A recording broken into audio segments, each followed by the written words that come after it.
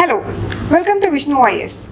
For our last video, we have got an amazing review for our decodation of international relations and current affairs. We are coming up with an integrated video which explains the entire UPSC CSC pattern and will also decode the entire syllabus, our resources and how to prepare for it. This is Vishnu sir, our polity mentor. This is Rasool sir, our history mentor, and this is Reddy sir, our economy mentor. Sir, this year's results have been amazing. We have got too many winners from our academy. How do you feel? It is actually because of our team effort, we got 13 ranks. Okay. And the most happiness is 8 of the students are classroom students. Okay. And we got a very good rank, which is 108 rank. So most of them, because of the reservations and all, nearly 6 students are getting IAS. Oh. So we are very happy for that. Yes. Now we'll get into our actual topic. How to go about with our civil services preparation. Sir, everybody has for a beginner's perspective, everybody has this notion as to UPSC is something which we cannot decode. Everything under the sun has to be studied. For those people, how do you decode the pattern of the examination? So there is 3 phases examination: prelims, mains and interview. In prelims there are 2 papers. One is general studies and another is civil services aptitude test. Civil services aptitude test is all about qualifying nature, and the ranking will be determined based upon the GS paper, which is called as prelims paper 1. So Sphuran Reddy sir, can you please tell about GS1? Yes. So, hello everyone. In prelims paper 1, that is your general studies, economy is one of the, I'm going to deal with economy. So economy is one of those papers which is very highly scoring and at the same time which is also a bit tricky, which appears a bit tricky. So if you ask me, I will say that it's a bit tricky, but I wouldn't say that it's difficult, but most of the aspirants find it difficult. So the first thing that you need to remember while you are preparing for economy is that civils and UPSC wants you to read about economy, not about economics. So there is a fundamental difference between economy and economics. So what, as an aspirant, you should be aware of is that you need to read about economy. So what is economy? Whatever happens within the geography of our country, which affects their livelihood, which affects, in a way, if I have to just say it in a very simple way, anything that deals with money is part of your syllabus. And how to further shortlist the topics, because that's one of the important difficult problems that aspirants find itself, because you don't know where to draw the line and stop reading a particular topic, because you don't have to do PhDs in this preparation. So the first thing that we need to remember is that whatever the government does within the sphere of economic policy is part of the syllabus, and whatever the government isn't doing, you don't have to read it. Because most of the times the first question that students come to me and ask is that, which topics should I remove from the newspaper? Which is very difficult, in fact, to find that. Or for a fresher, it's a very difficult thing, and particularly when it comes to economy, because it's tricky, not difficult, as I said. So the first things first, you need to understand what are those topics which are of relevance for the UPSC preparation. Of course, for prelims and mains, frankly speaking, you can't really differentiate the difference. You don't have to separate the topics for prelims and mains as such, because the preparation starts for both of the stages of the examination at the same point of time. But the only thing that changes is the manner of the questions that are asked. So it's the same topic. So what will be the general topics that are of interest for us? It starts with agriculture, because ours is an agrarian country. So the 3 sectors of the economy: agriculture, industry and services sector. So you have to read about the very basics, starting from what is agriculture, what are the types of different agricultural practices that are carried out in our country, or the different regions and different crops. So everything goes like this. So you start from the basics of all the 3 sectors, that is agriculture, industry and services sector. Then after reading about all about the 3 sectors, another thing that goes without saying when it comes to economy is that economy is nothing without quantification of the qualitative aspects, meaning you have to quantify the economic process that we are studying, which is nothing but your national income. So you have to quantify the contribution of each of the sectors. Each of the sectors and each of the subsectors, which is the most important chapter of all the economic topics, both for prelims and mains, that is your national income. So it starts with national income, what are the different methods of national income, what are the problems that arise when the government is quantifying these economic activities. So this is how we first approach the subject. Then afterwards, so you need to be aware of, see, everything boils down to money or economy, right? So we need to understand the different type of the schemes that the government introduces every now and then. The government, see, what is government's policy? With every dynamic activity that the government takes up. So the government is never static. It brings on new policies, it brings on new schemes. So every scheme that has a direct and indirect impact on the economic policies, on the economic activities, are by default part of our examination. So more or less, I'm talking about the schemes. All the schemes, we should be aware of that.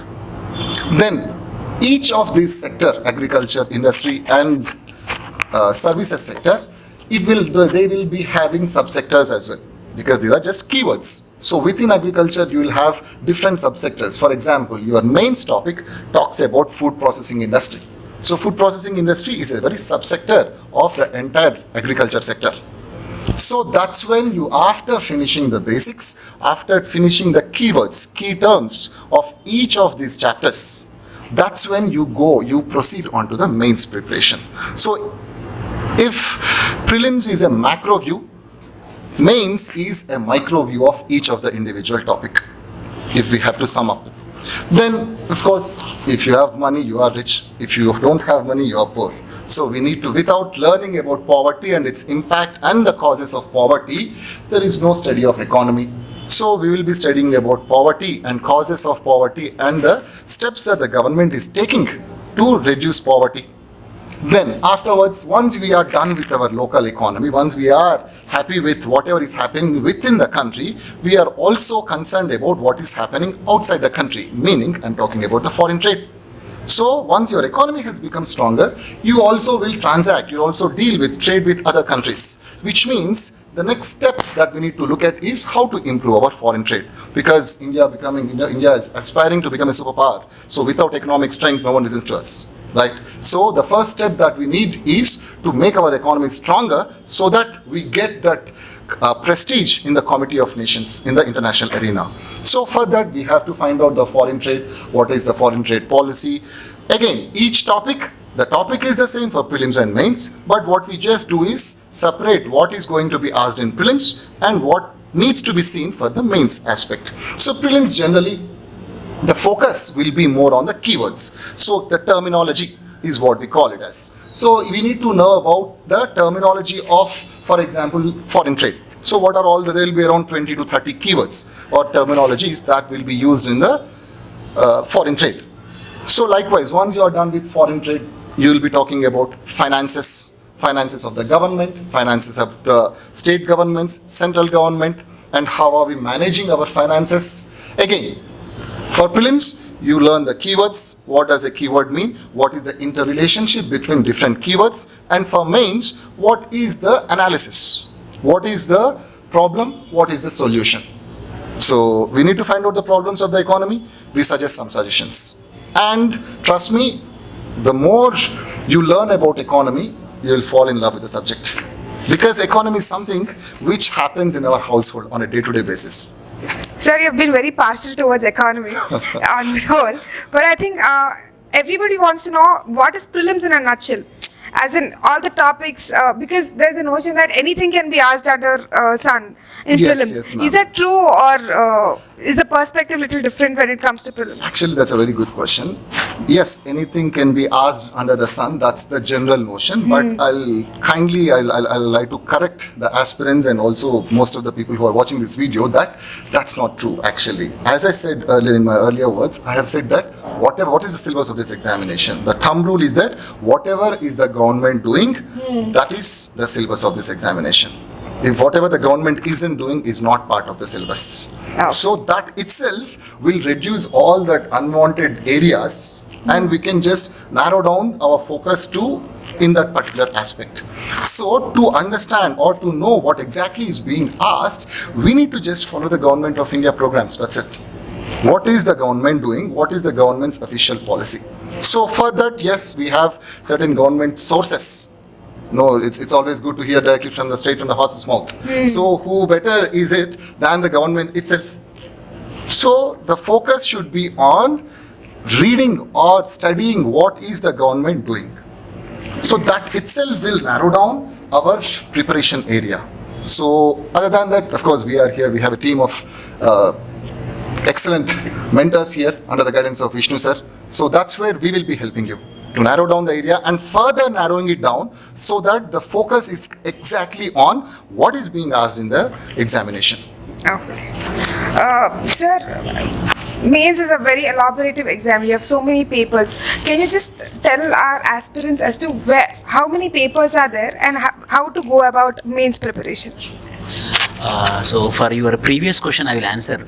As I told, prelims 2 papers are there, GS1 as well as CSAT. In GS1 there is Indian history, independence movement, art and culture, Indian polity, advancements, current affairs in Indian polity, economy, current affairs of economy, science and technology, geography, world mapping, physical geography, science and technology, and current affairs. These are the major topics which are there in prelims, paper 1. And in paper 2, it is all about English comprehension, comprehension passages, reasoning, as well as quantitative aptitude.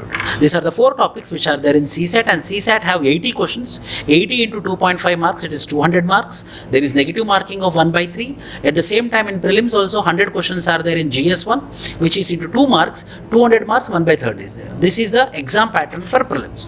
And coming to the mains, there are 4 general studies papers, 2 optional papers are there. And the 4 general studies papers are GS1, which Rasool sir will be dealing about history, world history, Indian history, ancient, medieval, as well as art and culture, and geography. And geography we have another faculty, and GS2 it's all about Indian polity, Indian governance, as well as international relations. And Indian governance as well as Indian polity I will be dealing about. In GS3, Sphuran Reddy sir will be dealing about development, about economy, as well as there is science and technology, internal security, and disaster management. In GS4 is about ethics paper. And apart from these 4 papers, there is general essay paper. 2 questions will be asked for 125 marks. Overall it is 250 into 5 papers. 4 are GS and 1 is general studies. For 1 is general essay, 5 into 250 it is 1250 marks. There are multiple options are there. Any optional we can take. 2 papers will be there.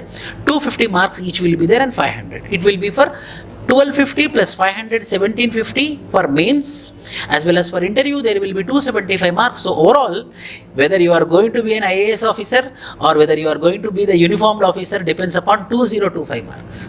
So I will request our Rasool sir to explain about the GS1 paper of mains, and please give some insight, sir. Thank you, sir. So as far as prelims come mains is concerned, like as Vishnu sir says, so there are 2 papers. In prelims we have general science, so general studies we call it, followed by CSAT. One of the components of general studies, history. So there is a notion among the aspirants, do we read the entire syllabus right from, like, we have 3 components in history: ancient, medieval, modern, and with special reference to Indian national movement. So I would say we shall read the entire Indian history, keeping aside the political history, like, knowing what is what, concentrating on socio-economic and cultural aspects. So be it ancient, medieval, and obviously entire modern Indian history, the special reference on Indian national movement. So when it comes to GS1, that is, like, mains paper, under mains, once again socio-economic and cultural aspects, followed by art and culture, followed by national movement, and followed by world history. So when it comes to, like, so as a new aspirant, as a, like, the new say vibes, one wants to, like, read history, one has to go through the basic books, that is NCERTs based.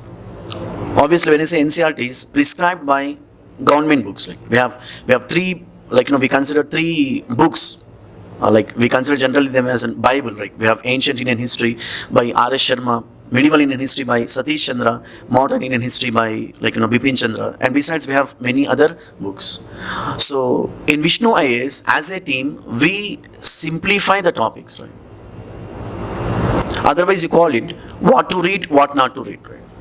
As one of our colleagues, Sphuran Reddy sir says, you need not to read right from the page 1 to last page, right?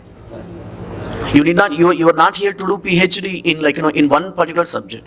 So we were talking about the main motto of UPSC and say even for state public service commissions, the very word itself indicates general studies. Right? General studies is nothing but knowing something of everything.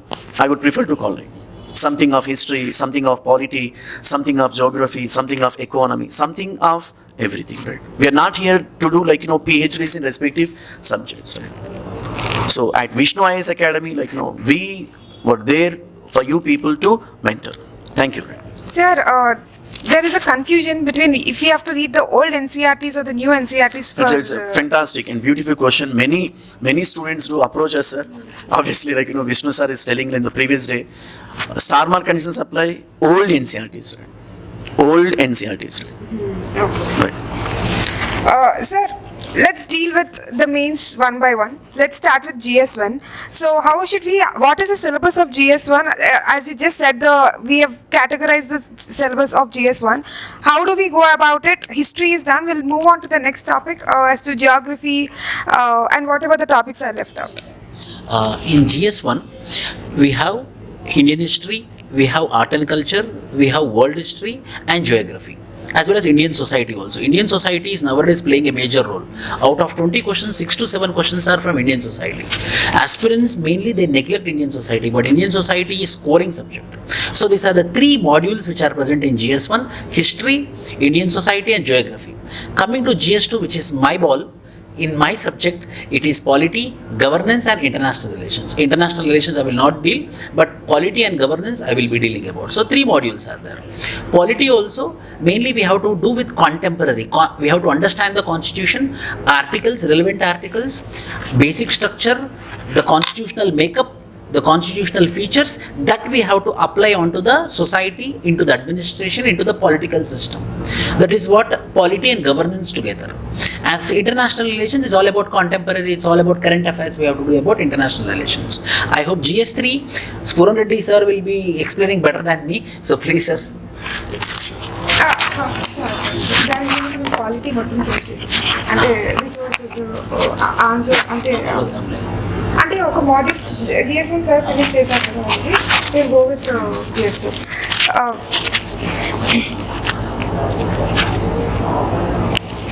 Sir, what are the basic books? I mean, all of us know that Lakshmikant is the Bible for polity.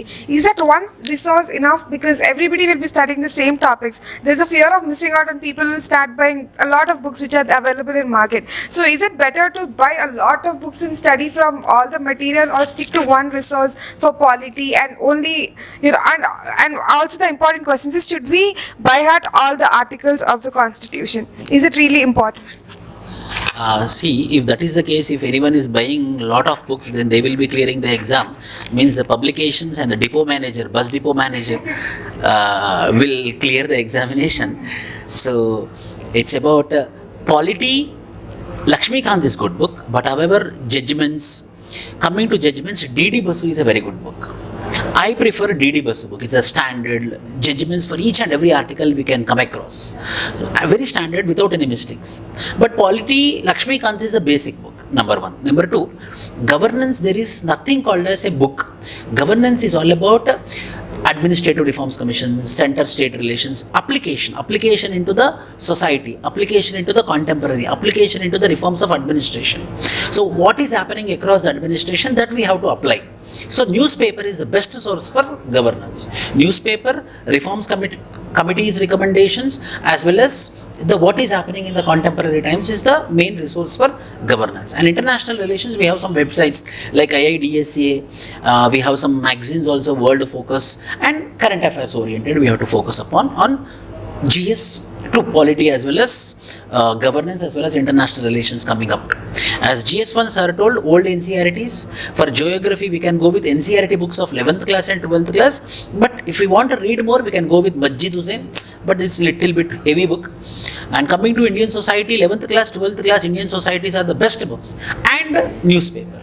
Newspaper is the Bible. Compulsory we have to read the newspaper. Newspaper, these all books are not Bible. What is Bible means newspaper. Everyday newspaper is must and should.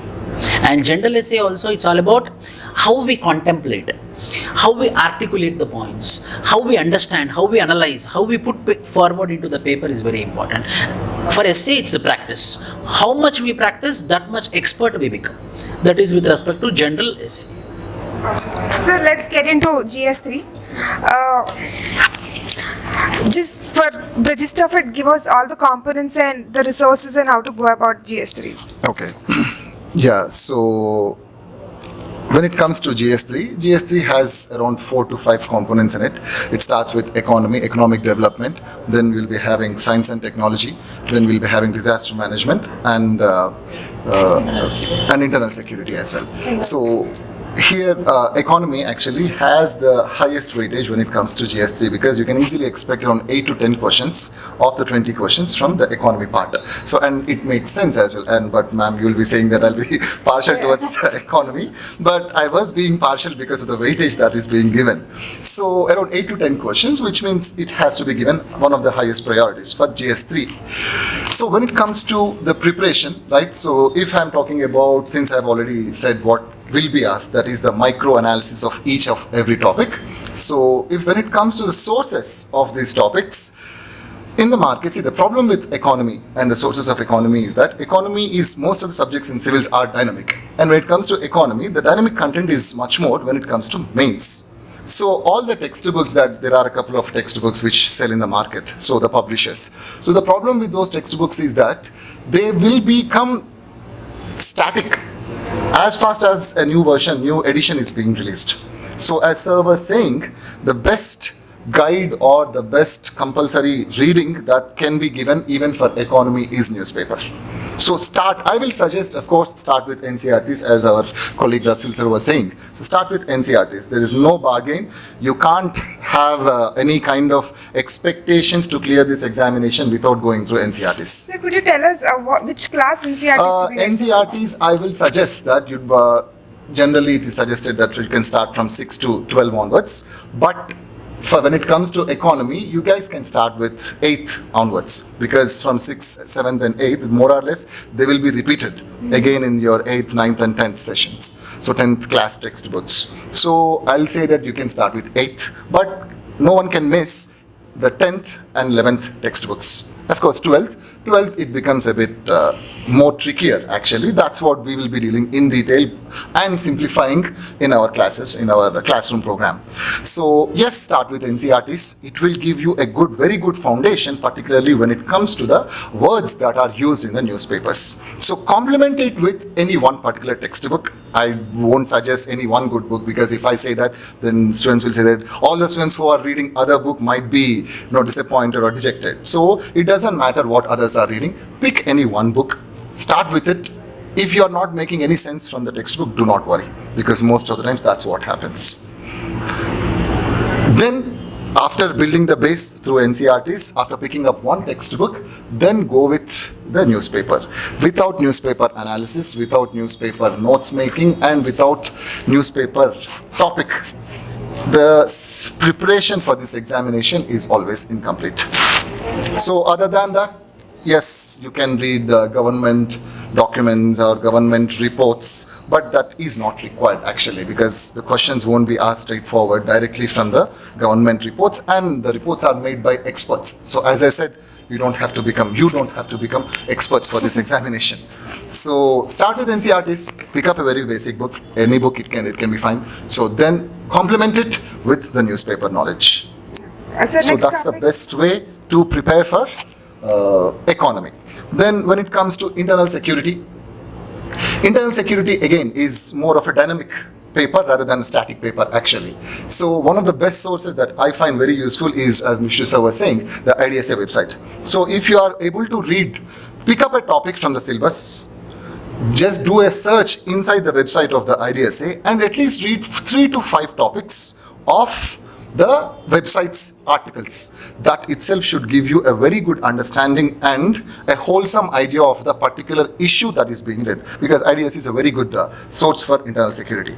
Then there are certain newspaper writers who write very good articles on internal security. So one can pick any one newspaper. It can be either Hindu or Indian Express, depending upon how fluent the candidate finds it. So read, there is one day, each newspaper dedicates one day for internal security articles. So find that out, which are the newspaper that the aspirant is following. He or she has to find that out, then stick to that. So again, textbooks, as I said, the problem with these type of modules is that the textbooks become very static immediately. So what will the publishers do? They'll just pick up the questions that are asked in this year. They'll just add some additional 5 to 10 topics so that they can claim that, okay, we have covered this. But how many times will we do that? And how much will the aspirant read? Because it all becomes static. So again, for internal security, as I said, go through that IDSA website and also the newspaper, complement it with newspaper. Then disaster management is one topic. SNT is another topic of this paper. So for SNT, again, this is one place, at least that's what I believe in, that this is one area where the static part will be of very high use. Generally, we say in this preparation that the static part is not going to help. But with respect to SNT, the static part will help you a bit. So we need to be thorough. The aspirants need to be very thorough of the static part of SNT. So for that, yes, they can pick any one book from the market, because the technology, there is a French proverb actually, the more things change, the more they remain the same actually. So more or less that happens in technology. Yes, technology is changing very fast, but when it comes to the base, the core of the technology, more or less it's the same principles that we use. And without learning those principles, yes, of course it will be difficult. So first get through with the static part, then complement it with the government programs. Particularly when it comes to SNT, our defense programs, our space research programs are must. So we can't skip that. So our defense programs are not just for internal security, rather they are also for SNT. What are the different types of missiles? What are the principles behind those missiles? Any new technology, new missile that the government has adopted? So the same is the case with your space research programs as well. Space research is not just for SNT, but it is also for poverty alleviation, how space can help. In fact, there can be an essay this year, in fact. So how space and technology, space research program is going to help in our economic development and our poverty alleviation. So that's with SNT. Then source, again, newspaper. As a sir was saying, without newspaper is the Bible for this preparation. Then disaster management. Disaster management, again, yes, it is, in fact, I'll say that disaster management is a continuation of paper 1's geography. So all the concepts, most of the topics that you study in geography will more or less have a direct or indirect bearing in your disaster management topics. I'm not saying exclusively geography, but I'm saying most of those geographical processes, because most of the disasters that we face have their origin in geography. So one source that I'll say for aspirants is NDMA website. Going through the NDMA website and just looking out what all recent releases that they have done, and also the past releases. For each disaster, NDMA issues certain guidelines. So the aspirants need to find out what are the disasters that are generally our Indian subcontinent is vulnerable to, and what are the disasters that we have already faced. So go back to NDMA website, download those documents. Those documents, they can be easily finished. They're not that difficult to perceive and comprehend. So that's one source. But apart from that, yes, again, disaster management, yes, any one decent book will do the trick. So, because again, disaster management, most of the times it's the static part what that gets asked. And what are the recent measures that have been taken by the government that needs to be complemented. So that's one thing. Then comes your SNT, disaster management, internal security and economic development. Environment also. And environment, yes, environment. So again, as I said, geography has a continuation in environment as well. So most of the times, environment and disaster management, they are, if you just look at the questions, most of them, they are being asked in conjunction. So for environment, again, most of the environment topics are static. So any good book it can do the trick. And when it comes to environment, the weightage of environment is more in prelims because of forest service being used. The same prelims paper is being used by our IFS as well. So environment has some people say it's disproportionately higher weightage, but it's fine. So we can't complain about the rules of the game. When it comes to environment, the sources generally are you can go through the Ministry of Environment reports, and also that's where in fact your IR can help you in the environment preparation. So any of these climate related agreements and pacts that India is part of, any of the upcoming agreements, any of the agreements that have been signed in the past, that's where your paper 3, GS3 environment sources can be received from, so can be taken from. Apart from that, I think I've covered more or less all the modules of GS3. So that's about GS3, guys. One peculiar topic in our entire syllabus is ethics. It's a newly added subject and nobody has any clue as to how to go about it. Sir, please tell us what ethics contains of and how do we go about that ethics topic? So ethics is also one of the general studies in 4 papers. One paper is ethics paper. Usually people club ethics paper with general studies, but I tell that ethics should not be clubbed with the general studies. But however, the importance which is given to the ethics paper is very much less when compared to GS1, GS2, GS3. The students will give time of 5 hours daily for one paper, but not 1 hour for ethics preparation. But ethics is a paper where the people, the aspirants, the rankers are scoring up to 140 marks. How optional we can get the marks, the same way ethics paper also we can get a good marks. So I recommend the books for ethics is, first we have to become strong on terminology. Some ethical terminologies are there. On those terminologies we have to become strong. We had released one book from our own academy, a content. That content is available with our students. That content is it got very good reviews. Apart from it, you can go with Second Administrative Reforms Commission, Center State Commission recommendations, as well as there are international university websites also, whereby we are going to get lot of case studies, practical examples, and again newspaper, administration related newspaper items. So the main issue with respect to ethics is we have to contemplate it, we have to articulate it, we have to properly arrange it, we have to structure it, and it's all about answer writing. How best we do answer writing practice for ethics, that much good marks we will be getting with respect to ethics. To all the beginners who's watching this video, I think you have some perspective as what UPSC is. If you have any more further questions, please comment in the comment box below. Thank you, and I thank all the faculty members for giving us this time and explaining all the questions properly. Thank you so much.